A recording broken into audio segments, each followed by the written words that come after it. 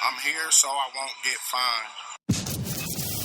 You think you know sports? Well, you don't know. Well, you don't know Jack. The You Don't Know Jack Show starts now.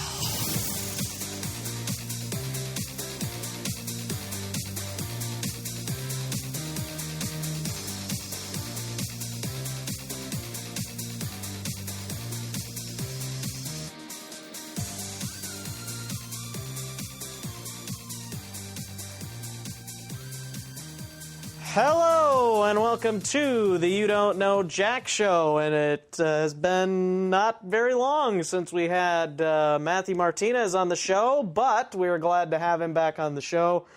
It hasn't been long enough, Mathew, for me to change your name in my phone from two T's to one T, unfortunately. No, that's okay. That happens all the time. So, Mathew, thanks for joining us on short notice here, as did not get our guests to come in today, but hopefully we'll get Grant Baker in here eventually and talk some NFL draft. We will talk a little bit about the NFL draft today, and then we will have J and A to complete the Jack back in on the studio. Or not in the studio, in our house, I guess. Back for another episode next week. So, Mathew, we have some teams that did a lot in free agency. Talking about the Cleveland Browns here a moment. Obviously, they're going to be a big topic with everyone, really, because they've got the number one overall pick, and they've got a lot of things done in free agency, but there's a lot of holes still on this team because they let a lot of players go. And what are your just your thoughts on the Browns free agency haul that they made and what they still need to do in the draft? Well, I actually really like it because they brought in a lot of offensive linemen like J.C. Treader, and they got Kevin Zeitler from the Bengals, which is a kind of a double whammy because they took a star player from their division rivals and they gained him. Pulled the Patriots there. Yeah, and that's really good because I believe that the foundation of a good football team starts with in the trenches. Mm-hmm. And so that was really good. They also they signed Joel Bitonio, who is their he's a really good guard. I'll just put it that way. Yes, he is. They still have Joe Thomas, so they're kind of cementing and adding to their offensive line. And they also went out and essentially traded for a second-round pick when they traded for Brock Osweiler. And I thought that was really impressive and really savvy of that front office.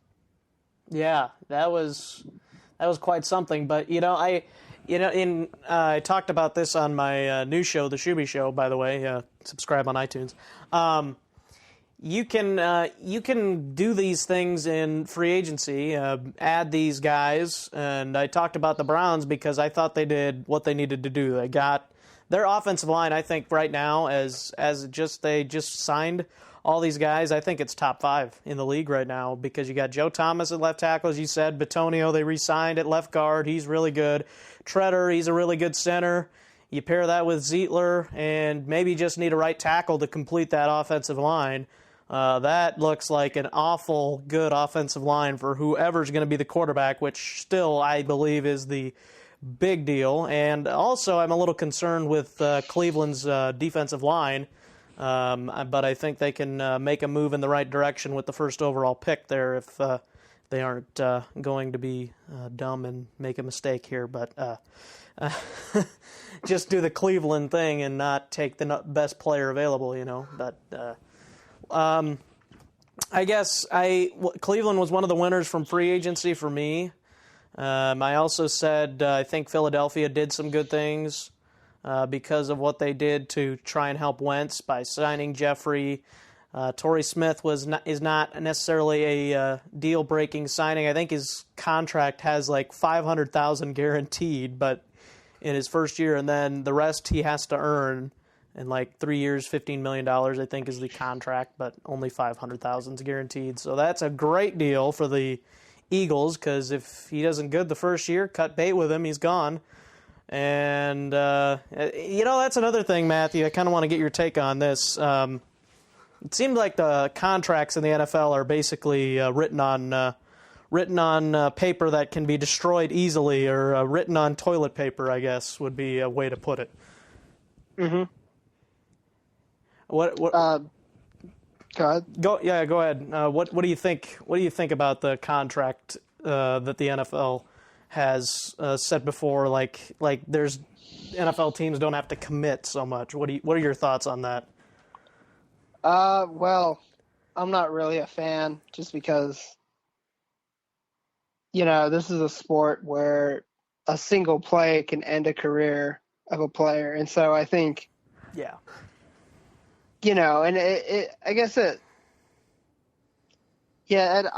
just don't like it. I think it goes both ways for players and for owners. Mm-hmm. But I think even more so the owners, just because, that their livelihood isn't affected in any way if a player gets taken, has a career-ending injury or something like that.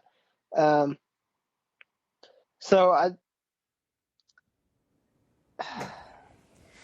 trying to think here. I'm fine with.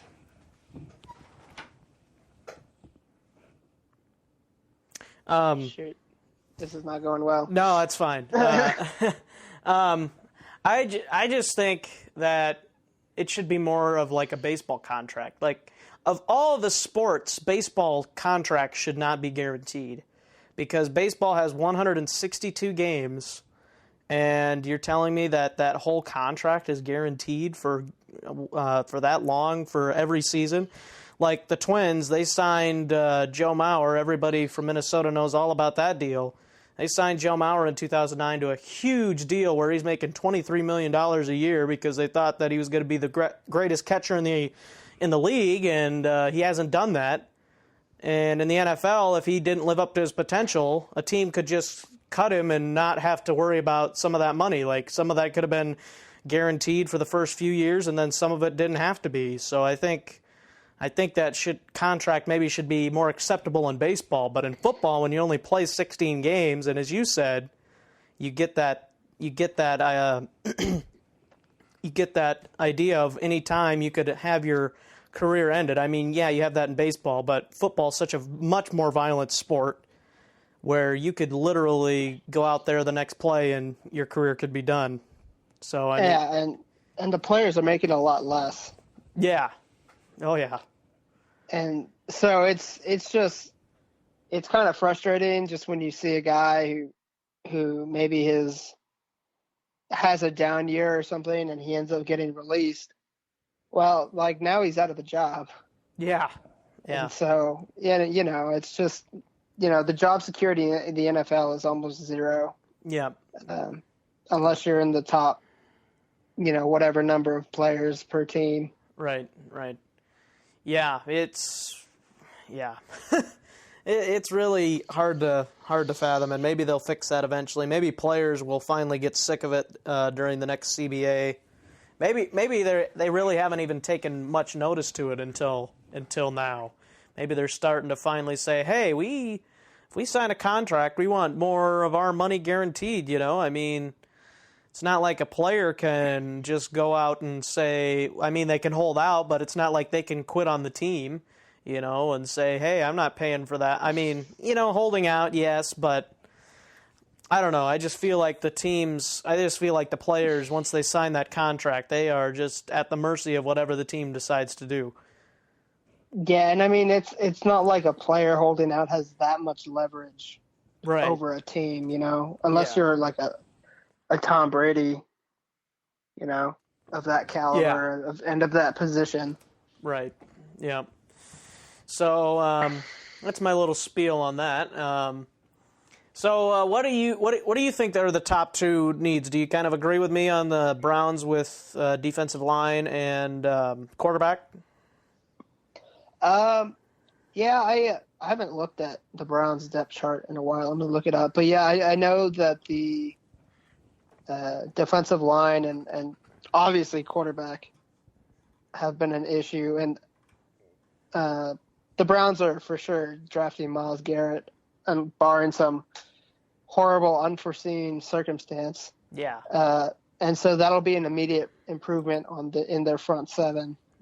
Yes. But I think their entire defense kind of needs some retooling, if you will. Yeah. They have not Chandler Jones. Who is it?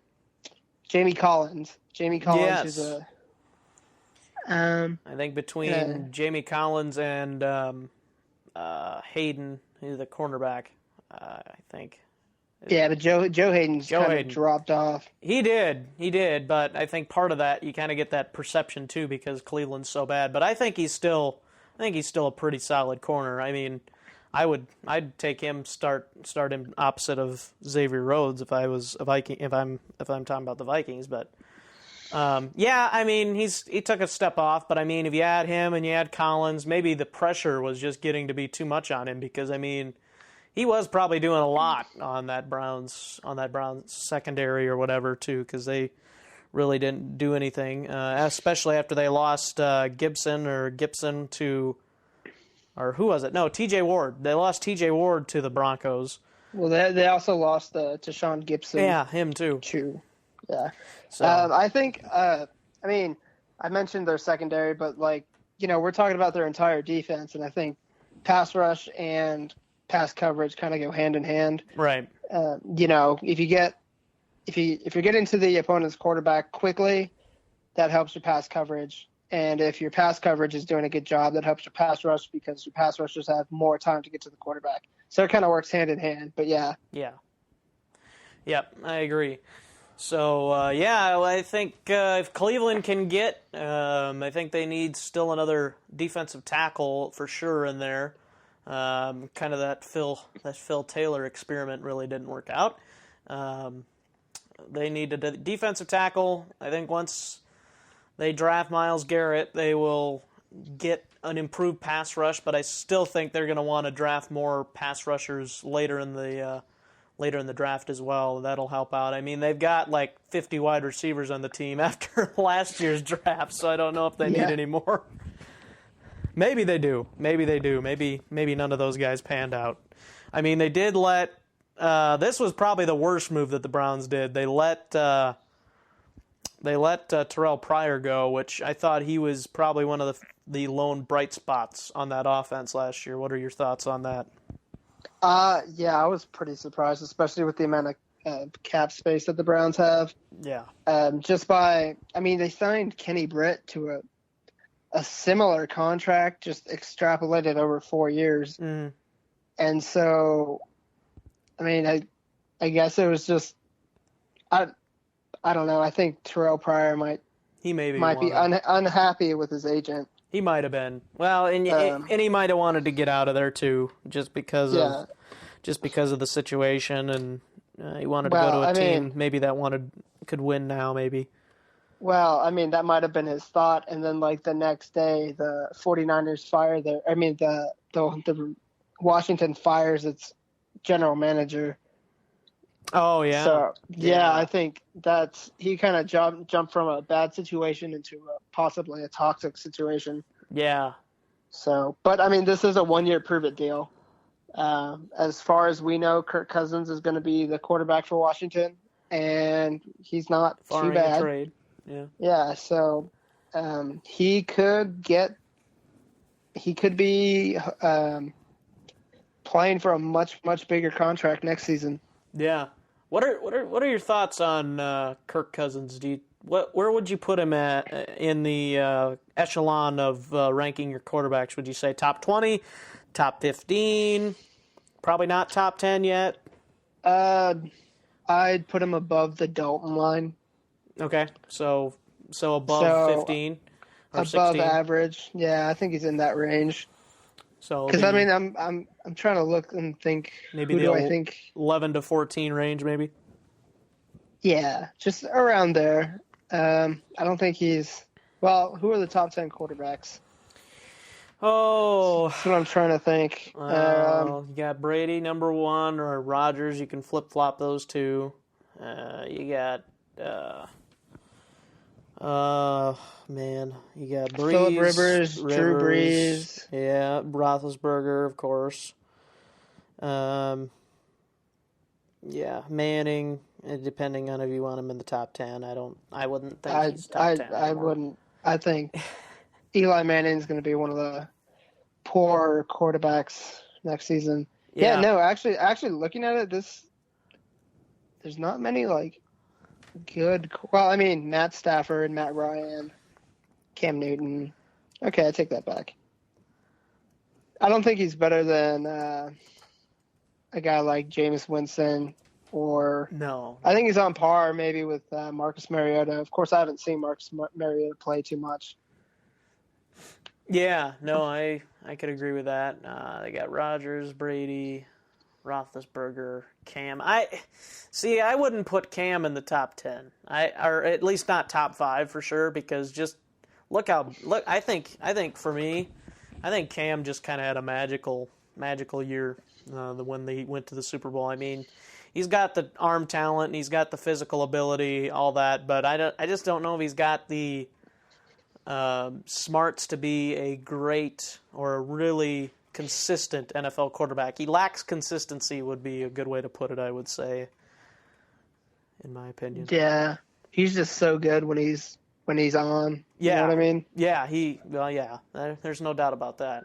But that's just the problem, though. He seems like struggles to be on. Like last year when they were struggling, it didn't seem like he was helping his team and that kind of thing. And maybe he was, maybe just the defense. The defense I knew was kind of going to probably take a hit because of Norman leaving. And I always kind of thought that secondary was overrated anyway because of just how many old pieces they have back there. I mean, they got Kurt Coleman back there still. I mean, he was good, but I don't know. Yeah, but Kirk Cousins, I think, is above average quarterback. Yeah. So. I would put him in that, 13, 12, 11 range maybe. Do you think Derek Carr's top 10 right now? He played top 10 last year. Yeah. That'd be a good way to we'll put see. it. I would take Carson Palmer out of the top 10 after last year. Like somebody had him ranked at 6 before the start of last season, and that's obviously not the case anymore. Yeah, I would have said that was too high. Yeah. Last season. Well, this was before the start of last season, so I mean he had a really good year before the playoff meltdown. Yeah. So, we'll talk a little bit here about some of the other top teams in the draft, and then kind of talk a little bit about more free agency stuff. We'll do that after a break here on the You Don't Know Jack Show. Again, joined by Mathew Martinez, and we'll have him stick around, and we'll talk for another 10-15 minutes about what teams have done and what teams should do in the draft. We'll have that coming up after this. Heading to Miami, Fort Lauderdale, Baltimore, New York, London, or anywhere in the world and need a rent-a-car? Well, check out CarRental8.com, where you'll find the same car for less money. CarRental8.com sells all the brands like Dollar, Thrifty, Budget, Avis, Hertz, Alamo, Europcar, and so much more at affordable rates. We'll beat any price by a minimum of 30%. So check us out online at CarRental8.com or call us at 1-813-343-8138. That's 1-813-343-8138. Use our promo code JACKSHOW5, that's JACSHOW5, use all capital letters to get 5% off your next car rental. Also find the links on our website. Same car, less money, carrental8.com. And welcome back to the You Don't Know Jack Show. Again, it's Carson Schubert joined by Mathew Martinez, a Steelers writer for the ArmchairAllAmericans.com. And I also write for the Armchair All-Americans. So will you please check out our work on ArmchairAllAmericans.com. And I will be joining Matthew and Daniel and some others on the Armchair Express podcast tonight. We're recording on Wednesday night. You're probably going to be hearing this on Thursday. or later, but we'll be recording that, so please check out the latest episode of that, and also our work on armchairallamericans.com. And again, thank you, Matthew, for joining me on such short notice. And talking here now, let's talk about some more of the free agency period, as I kind of talked about it again. I said on my show, the Shuby Show, but one team I did not talk about. We'll talk about the Patriots here in a bit too. But one team I didn't talk about was the Detroit Lions, in-house rival, of course, of the Vikings. They let Riley Reif go. He was playing right tackle for them, and then they signed Ricky Wagner, who many feel that is the best right tackle of the free agency period, and many people feel that the Lions got a good deal out of it. I mean, he did sign for $9 million. I'm kind of a little skeptical on that deal, just because he had a very good past year. This year he was fantastic, but before that his track record was kind of shaky. But overall, between that signing and the signing of T.J. Lang at right guard, stealing from the division rival again, as they stole him from the Packers, I kind of was a fan of that move. They kind of bolstered their offensive line. Of course, they drafted Taylor Decker last year to play left tackle, so they get rid of Reif and Warford, but they kind of upgrade both the right tackle and right guard position. What are your thoughts on the Lions' moves? Well, I'm glad Ricky Wagner's out of the AFC North because I do think he has developed into a pretty good right tackle. Yeah. So I think, they lost Riley Reif. I think they might have even upgraded, or if it's a downgrade from Riley Reif to Ricky Wagner, then it's a slight downgrade at worst. Yeah, I don't think it is. I think Ricky Wagner's the better player. I just do. Yeah, and then they absolutely upgraded at the guard position by signing T.J. Lang. I think he's one of the top guards in the NFL. So yeah, I think they really, like the Browns, I think they really did a good job on shoring up that offensive line. Yeah. I think when you're looking at the draft here, kind of this draft class, I think it's kind of key to kind of look at the free agent market and say, hey, there's a lot better free agent opportunities here than there is in the draft. I mean, yes, there's some guards and centers in the draft, but if you were looking for a tackle in the draft, good luck, because there's not much there. I mean, Cam Robinson, he might be all right, but is there one clear-cut guy from this tackle class that you can say he's a day one starter? I really don't think that you can say that about anybody from this tackle class. Yeah, I mean, this tackle class, you have guys like Ryan Ramczyk out of Wisconsin, and Cam Robinson, and there are some guys who, at the very least, have the tools to develop into quality tackles, like Antonio Garcia out of Troy. Yep. I mean, there are guys you can take and develop, but if you want a day one or a guy to compete for a starting spot, you need to take him first round, and that's just a luxury I don't think the Lions wanted to take, and I think it was really smart of them to shore everything up through free agency. Yeah. I was kind of hoping the Vikings got a right guard too from free agency, and not necessarily drafted or signed Latavius Murray, and we'll talk more about that on the Armchair Express podcast. There's a little tease for you guys, but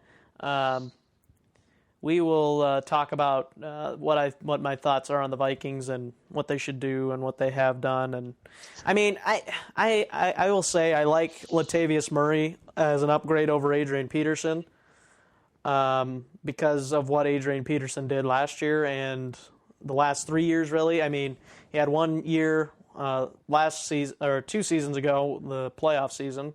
He had 1,485 yards, but the season before, out with the suspension deal after hitting his kid with a switch, and then you had the last year where he had the meniscus deal, and it was just getting to be to a point where Peterson became more of a hindrance of the team than a contributor. So, anyways, that's just kind of my 2 cents worth on that. I think Murray is an upgrade, but let's move on because I'm kind of going off. Well, I mean, can I? Yeah, go ahead. I think that's kind of related to something that I kind of wanted to say regarding, going back to the Lions is they released DeAndre Levy, Okay. their linebacker, and like he's a really good player, but he's always hurt. Yes. And so I think that's a kind of an underrated move by releasing DeAndre Levy. They don't have to rely on a guy who's constantly dealing with injuries now, so they can move on. Yeah. And really upgrade that linebacking spot. Yep. Yeah, that's good. I agree. Lions will be looking to do that. Vikings will also be looking to do that after Chad Greenway's replacement, maybe looking for that middle linebacker, maybe, or if you keep Kendricks at middle linebacker, then you're looking for a strong side linebacker and put Barr at the weak side potentially. Just depends on what Mike Zimmer wants to do. He's the coach, not me. But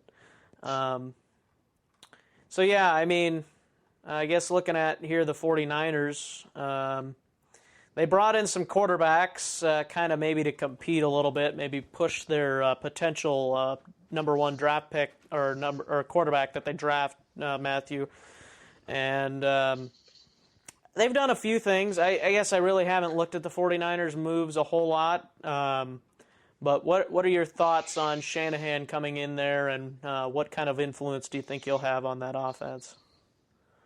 It depends on, I guess, who his coordinator's in, how much control he's going to take with that offense. I think he can turn it into a really good offense if they have the tools, which right now they don't. The only two quarterbacks on the roster are Matt Barkley and Brian Hoyer. Yeah, that's who they signed. Yeah. I mean, I would definitely take Hoyer over Barkley if that says anything. Yeah. I mean, Barkley's the perfect kind of bridge quarterback. Yeah, kind of young, kind of semi-young yet, but definitely not somebody you want to rely on for many years into the future. Brian Hoyer's 31. Yeah, so I mean, not that young. Yeah, and I think Barkley's a little bit younger. I mean, I think he's like 26, 7, somewhere in there. But yeah, Hoyer, I think, is kind of just they wanted that veteran quarterback in the quarterback's room, and also to have a good kind of a veteran, reliable backup kind of a guy like a Matt Castle or like a Luke McCown or a Josh McCown, whatever you want to say, whoever you want to throw in there is kind of an older veteran guy. I think one of the McCowns is still a free agent right now too. So I think Josh McCown just signed with the Jets. Oh, did he really? Yes. Oh gosh. So that's a mess as well. But yeah. Did that just happen like recently or? It happened yesterday, or the day before. Okay. Just the past couple of days. Oh, and I just got an alert too that Latavius Murray underwent ankle surgery, but he's expected to be good for training camp. Hopefully the Vikings knew that before they signed him. Otherwise, that'd be a little sketchy. But anyways, yeah, I don't know. I feel like the 49ers have got a long ways to go yet. I mean, they need a quarterback. Receivers, they don't have many of those. I think they may have signed somebody free. I probably should just look it up here. Well, they signed Pierre Garçon and Marquise Goodwin. Yes, they signed those guys. They signed those guys, and then also, did they make any other moves on defense that you're aware of?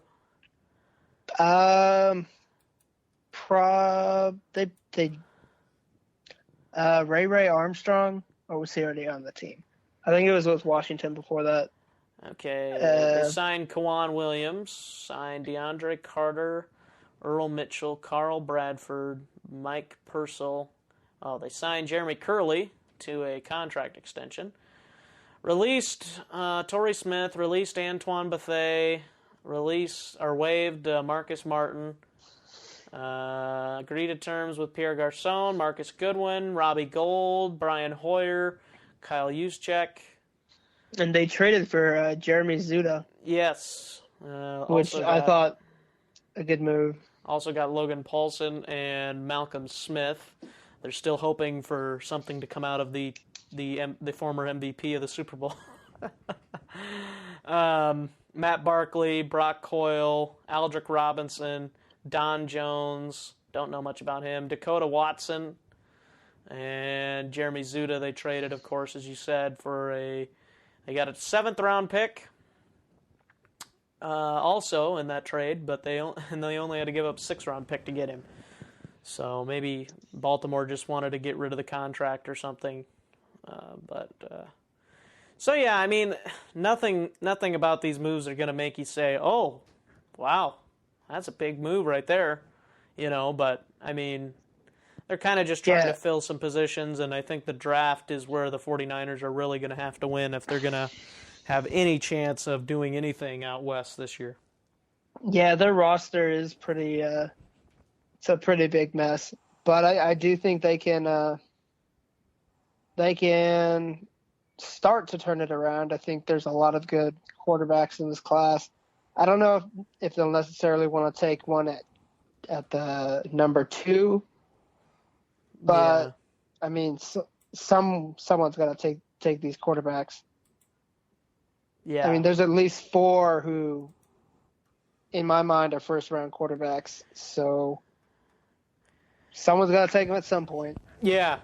Well, I kind of said on last week's episode of the You Don't Know Jack show, I said that I for sure think there's going to be 2 quarterbacks that go, but I don't think there's going to be more than 3. I put a ceiling on. I don't think there's going to be more than 3 in the first round this year, just because of some of the things that people have been able to do with, like Dak Prescott, for an example, of a 4th-round pick. And, I mean, you go all the way back to Tom Brady. They found him at 199. I mean, I think those are more anomalies, though. Yeah, right. But, I mean, I think more teams might start to kind of shy away, especially in a class that's not very good at the quarterback position. I mean, there's some guys that maybe say, maybe that guy can develop into a starter eventually, but there's nobody that you can really say, that is my franchise quarterback. I've got to have him. I just don't think there's that guy in this draft class. Well, I mean, this class I think is really top heavy. Yeah. Like, I think there's 4 first-round quarterbacks, but after that it kind of falls off a cliff. Yeah. And so, I think it's going to be really hard to find it would be really hard regardless to find a like that type of talent in the later rounds. I think if you want a starting quarterback, take one of the first. Yeah, do you have Mahomes as your number 1 overall, or do you just have him? Do you just have him as first round? He's number 1 in my heart. Number 1 in your heart. Yeah. Since you are a Texas Tech graduate soon here. Yeah, soon. But yeah, no, I actually think Deshaun Watson. I like Deshaun Watson the most. I'll plug it later, but me and Grant, as well as another writer, Rob, we started our own draft podcast. Yes. Where we're talking position groups, and I just kind of avoided the quarterbacks because I don't even want to pretend like I know what I'm talking about. Yeah. So I do like Deshaun Watson, though, for whatever that's worth. Yeah, he's a curious case because, like, last year, I mean, and even before the college football playoff this past year, I was, like, really thinking to myself, I don't know about Deshaun Watson. He throws too many interceptions already in college, I think, and I think interceptions translate to the NFL, I think. and they become even more so. But just the ability that he had to win, like, all the time, just kind of gives you that idea, like, man, maybe this guy can continue to win at the next level too, and that kind of thing. So I'm kind of mixed on him. For a while there, I was like, I don't think he's going to be very good at all in the pros, and now I'm kind of like, well, he's a winner, so, I mean, that's got to help him at some point, but I don't know. I guess that's just kind of my 2 cents on it. I mean, I'm not an NFL scout either. All the reports that I've heard about Deshaun Watson is that he's a really smart guy. Him and Mitchell Trubisky. Mm-hmm. And I know Kyle Shanahan runs a very complex offense. It took, I think it took Matt Ryan like 3 years to learn it.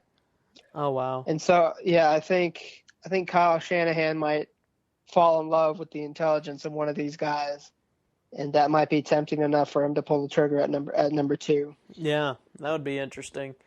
Do you think they would take another pass rusher or defensive lineman at number 2, or do you think they're probably solely set on a different position? Well, they took Eric Armstead, was it 2 years ago, I think, and then last year was DeForest Buckner, I believe. Yeah, or it was DeForest Buckner 2 years ago and Eric Armstead. No, Yeah. it was Eric Armstead 2 years ago and DeForest Buckner last year. Yeah, yep. So, I mean, I would say a guy like Jonathan Allen, but there are questions about his shoulders. So, plus they're stacked at the position. So, Yeah. I don't know if defensive line is where they would go, but I've seen Reuben Foster mocked to them, who I think would actually be a good pick. I think Reuben Foster's a guy that you can kind of build your defense around. Kind of like, Yeah. Oh, like Navarro Bowman, who's over there. Here might be a good question for you. Between O.J. Howard and Reuben Foster, who do you think will end up having the better NFL career, or who do you think's the safest pick in your opinion? O.J. Howard. Okay, maybe that wasn't a hard question. No, I think. Go ahead. Rob, who we do the podcast with, actually, in one of our chats today, he put it best when he said that O.J. Howard was the cleanest pick in the NFL draft. Yes, I agree. I agree with him. He's really good.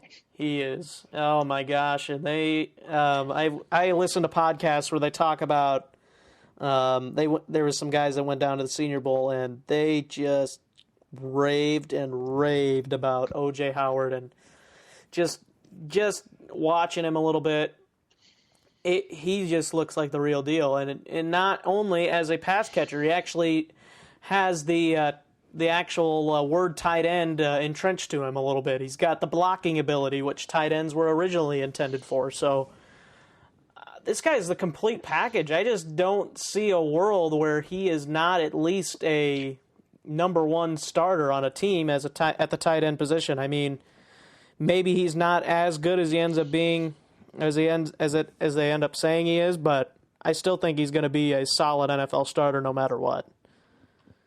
Yeah, and he's a freak athlete. Like, he's just incredibly athletic. So I think if the Browns take him and Myles Garrett, then that's a successful draft. Do you think oh man, do you imagine that? Oh my goodness, if he fell that far.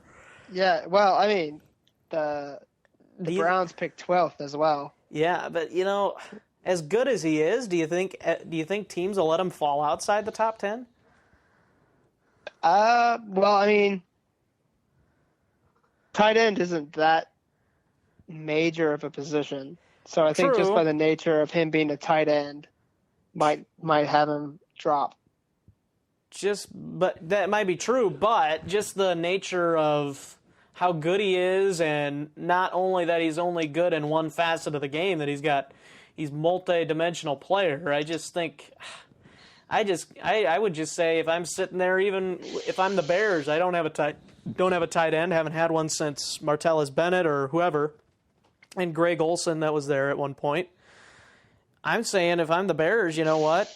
Let's take the best player in the draft. Let's give Mike Glennon a player to throw the football to, because I mean, he doesn't have anybody. I mean, they got rid of Jeffrey. I mean, seriously, who do the Bears have for a weapon? Like, they really have nobody right now. We'll talk maybe to Kaler about that tonight too, but I just don't know what the Bears are going to do offensively. I think they need to get a weapon, and I think O.J. Howard would be. I hope it doesn't happen as a Vikings fan, but that would be scary if I was a Vikings fan if O.J. Howard ended up in Chicago. Yeah, I think that might be too high for a tight end. Just like I said, nature of the position, but yeah, I just feel he's going to be good. Yeah, well, I just feel if he goes outside the top 10, I feel like we're going to end up saying someday that was a steal, man. That was just a steal. I mean, like, there's people that even say Adrian Peterson. He was a steal at 7 for the Vikings in 2007 when they drafted him. So I mean, that's just kind of a debatable opinion, but and then of course I think Fournette's got the running talent, like I said to you before, but I just don't know if he's going to be able to work very well in this passing league that we are now in. Like, if he was drafted, like if Adrian Peterson was drafted 5 or 10 years before this, the time that he was drafted, he'd probably still be dominating the league right now, just because of how more run-oriented the league was, like back when the Ravens won the 2000 Super Bowl when Trent Dilfer literally had to do nothing, So, I mean, but that's just my 2 cents worth, I guess. Jacksonville. Let's talk about Jacksonville, and then we'll close the show here, Matthew. And actually, we'll do that here quickly after we take a break. We'll talk about the Jaguars and what we think they should do after a quick break. And you're listening to the You Don't Know Jack Show. Back after this.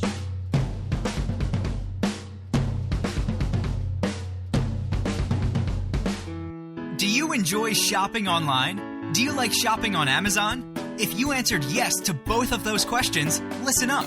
You can help the show while shopping. Go to our website, youdon'tknowjackshow.com, and click on any of the Amazon links. Once you have done that, bookmark the link, and whenever you shop on Amazon, click our link. Amazon, the best way to help our show, because there's no extra cost to you.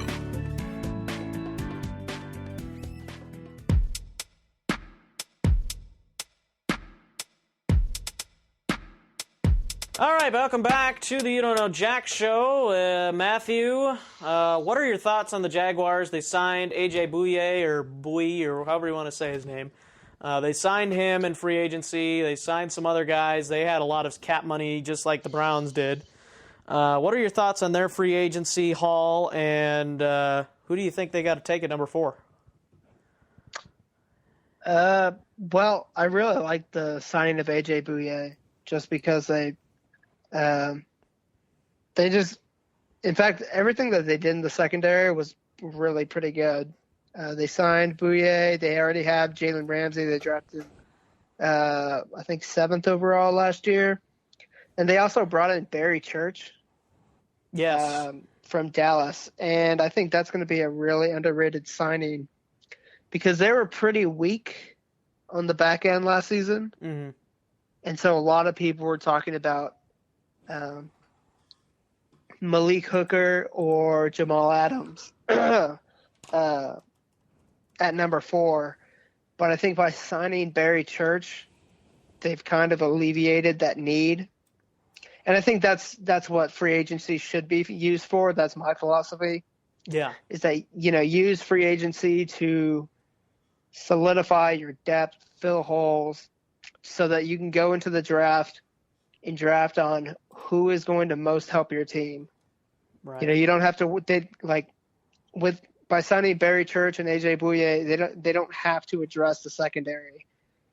They can look at their board, see who's the best player left that we can take. Yeah. Yeah, here's a list of their moves here. This is back starting on February 20th. They released Jared Odrick, defensive end. They released Greg Van Routen, offensive lineman. They released Devon House. Then they re-signed offensive lineman Patrick Omameye or something like that, and put an exclusive rights tender on Peyton Thompson, a safety. Re-signed Brian Walters, released Senderick Marks, traded Julius Thomas to Miami. What a disaster that ended up being for Jacksonville. Before they traded him, of course. Then they acquired Brandon Albert, I believe, in that same trade. Wasn't that right? I think it was Or was it different? trade. Okay. It might have been different. But anyways, it's basic. I think they said that it was a different trade, but that's basically what they got in return, I think a lot of people were saying. A.J. Bouye signed Lorente McCray, signed Calais Campbell. He could be also another underrated signing, depending on his level of performance at his old age. Signed Barry Church, Stephon Charles, Earl Watford, and Roy Miller and Josh McNary. They just signed the other day. So, again, not a whole lot of big names, but the few big names that they do have are definitely interesting with Bouye and Campbell and Church. Those three guys could make an impact along that defense there. And Brandon Albert, I don't know if you're going to put him at left tackle or what, but could be an interesting add. I mean, I don't think he's been that great recently from Miami, but I think Miami really wanted to get rid of him so they could put Tunsil finally at left tackle. So, yeah, I'm looking at the Jaguars subreddit, and I'm just kind of like looking around, and it looks like a lot of them want Leonard Fournette. And I the only reason I'm doing this is because I don't know too much about the Jaguars. yeah. So I'm looking at, what their fans think. And a lot of them want Leonard Fournette, which I think he'd be good in their system. Yeah. But like a running back at 4, I can't get on board with that.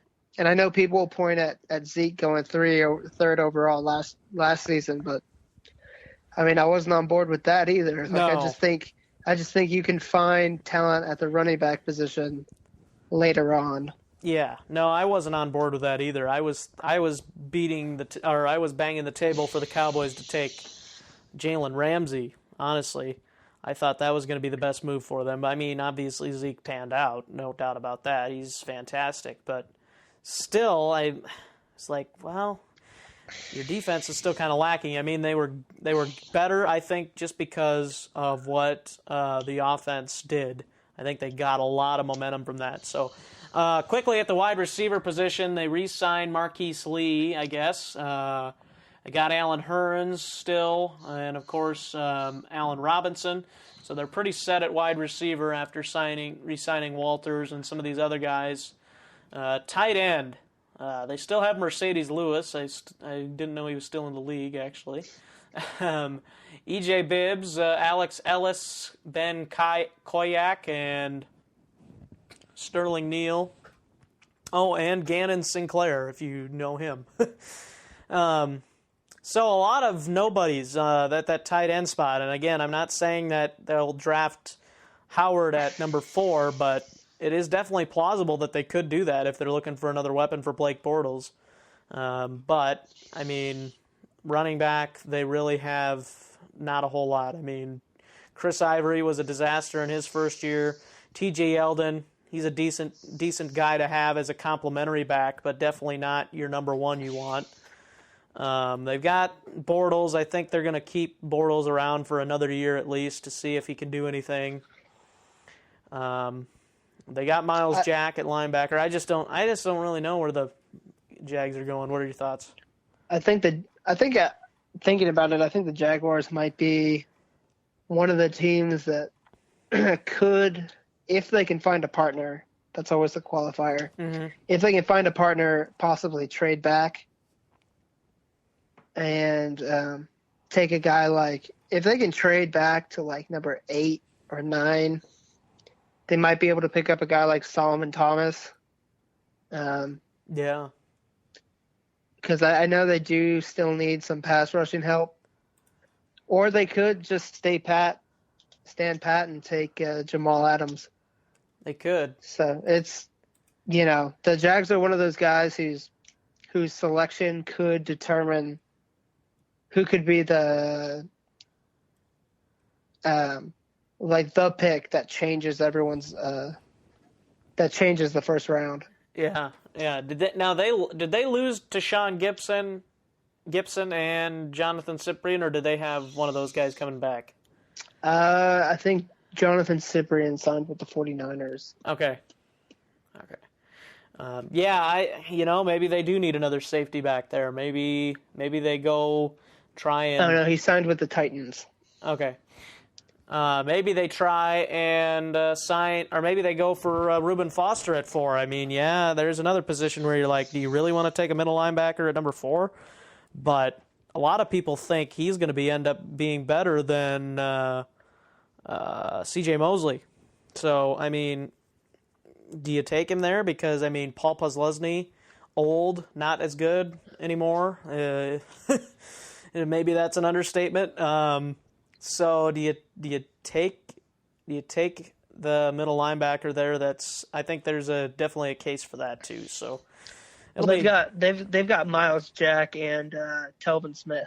Yeah, who are both really good linebackers. So I mean, if you draft that middle linebacker to kind of be that final piece, that's a pretty good looking young core of linebackers there. And then of course you got Dante Fowler still, who really didn't improve much, and then maybe they do go on the defensive line. I mean, other than Malik Jackson and Dante Fowler, they really don't have much there from what I'm looking at here. So, but it'll be interesting to see what the Jaguars decide to do. Matthew, as we're probably about a half hour away from going on our other show here, I think we're at a good spot to call our quits for today on such short notice. Again, appreciate you coming on the show at short notice, and hopefully we'll be able to plan it out a little bit better the next time you come on the show. And again, just thank you for coming on today. Appreciate it. Yeah, no, anytime. Again, Mathew Martinez writes for thearmchairallamericans.com. He is the Steelers writer, and I also write there for the Vikings, so please check out our work there. And check out the Armchair Express podcast that will be coming out also here this week, and by the time you hear this, it might be out already. So be sure to check that out. I'll be guesting on my first podcast that I actually don't have to do anything. Kind of looking forward to it, other than talking. So we'll do that, and that's going to do it for the You Don't Know Jack show this week. We'll be back next week with the guys. Have a good week, and we will see you next week. Thanks for listening to the You Don't Know Jack Show with Jonah, Aaron, and Carson. If you want to read articles, get more information, or have questions about the show, go to our website, youdon'tknowjackshow.com. You can subscribe and listen to the show on iTunes, Google Play, YouTube, Stitcher, and TuneIn Radio.